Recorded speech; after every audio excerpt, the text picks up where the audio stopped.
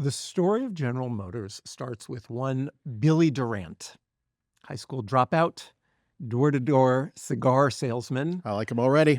wildly charismatic. Walter Chrysler, that Chrysler, the guy who started Chrysler, said Billy Durant could talk the birds down out of the trees. Billy Durant grew up in Flint, Michigan, and in 1886, when he was in his mid-20s, he started the Flint Road Cart Company, built it into the biggest, horse-drawn cart company These in are America. carts that you hook up to a horse. Horse, yes, 1886. Sure. And once he basically got rich from his cart business, he went off to New York to live the high life and play the stock market. Until 1904, when a local wagon business back in Flint, Michigan, had just purchased the Buick Motor Company, founded by one David Buick. All these guys named after cars. All these guys, what a crazy coincidence. Buick was a great engineer and a terrible businessman. Familiar founder combo. Buick had sold just 37 cars in 1903, not 370, but 37. And so this cart company that has bought Buick recruits Billy Durant to come back and make this company work. There is this lovely description of Durant at this time, written later by his daughter Marjorie, about what it was like. Please.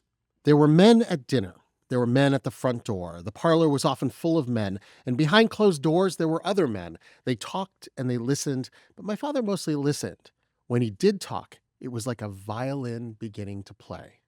Those present had to listen. I know. They all said the same thing then that they do now. Durant is the greatest salesman I ever knew. So Durant knows how to sell cars, and Buick is growing. In fact, it becomes the biggest car manufacturer in America. And it's clear already that there's going to be consolidation in the industry. This is the era of J.P. Morgan, U.S. Steel, General Electric. And J.P. Morgan, the great consolidator, decides it's time to create an automotive trust, consolidate the car industry by merging the biggest players together.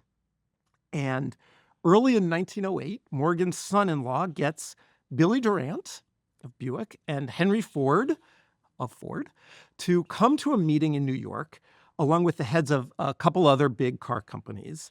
And so they get to the meeting, they get to New York, and Henry Ford is skeptical. He's already dreaming of selling a car to the masses, selling a cheap car. And, the point of consolidation, of forming a trust, is to sell a car for more money. He doesn't want to make fewer cars and charge more. Which is the monopolist playbook. But, everybody has their price. And he says, I will sell you my share of the Ford Motor Company for cash. $3 million. Which was clearly a huge sum. Yeah, nobody was going to pay it. Too much. And the deal falls apart. It's fun to think of what could have been, though. And importantly for our story, this meeting gives Billy Durant an idea. Oh, somebody's going to consolidate the car market. This deal didn't work, but some deal will work. Somebody's going to win. I'm Billy Durant. Why shouldn't it be me?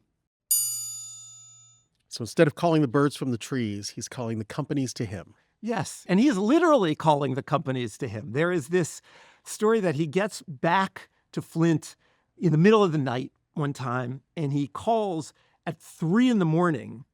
This little struggling car company called Oldsmobile, and tells the head of Oldsmobile, look, consolidation is coming, and I'm going to create a holding company. And together we'll have the holding company start by acquiring Oldsmobile and Buick. Apes together strong. Diamond hands. Diamond hands. And the head of Oldsmobile is in. And so in September of 1908, Durant creates his holding company, and he gives it one of those great old school generic company names like U.S. Steel or National Lead. General Motors. Such a boring name, especially in this industry where everyone is making bespoke cars named after themselves. I think it's because he knows the brand is not going to be General Motors, right? He already knows there's going to be Buick and Oldsmobile and everything else he can get his hands on. So Durant has this big idea, this holding company idea. And crucially, from his years on Wall Street, he knows how stocks work. He knows that stocks are a tool.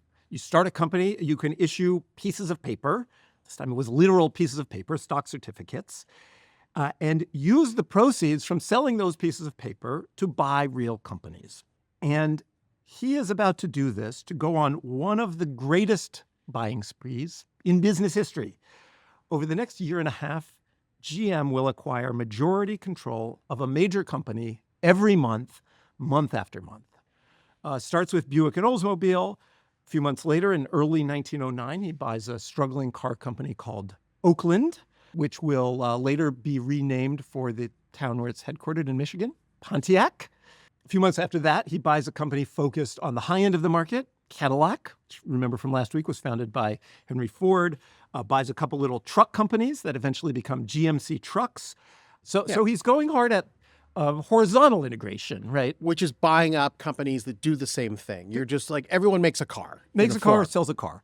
By 1910, General Motors is selling 21 different models made by 10 different manufacturers. And just to be clear, there is no synergy here. It's not one giant factory with everyone working together. No, it is a total mess assembled by this manic salesman who just wants to make deals.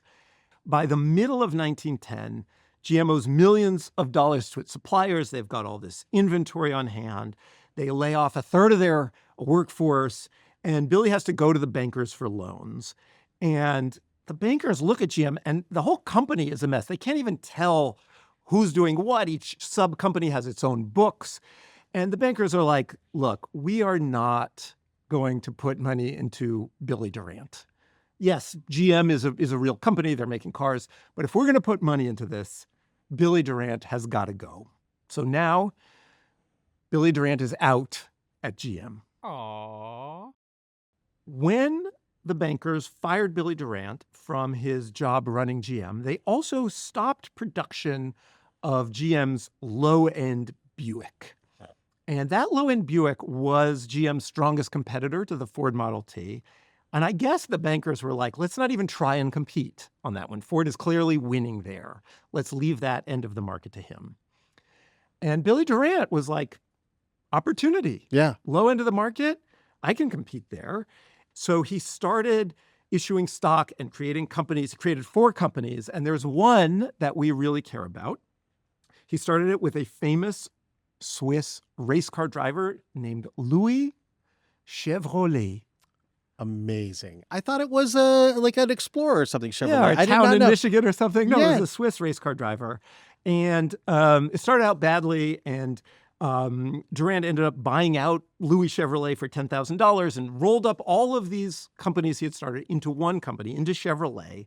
In 1915, he launches a car called the 490, the Chevy 490, which is supposed to cost $490, the price of a Model T around this time. Yes.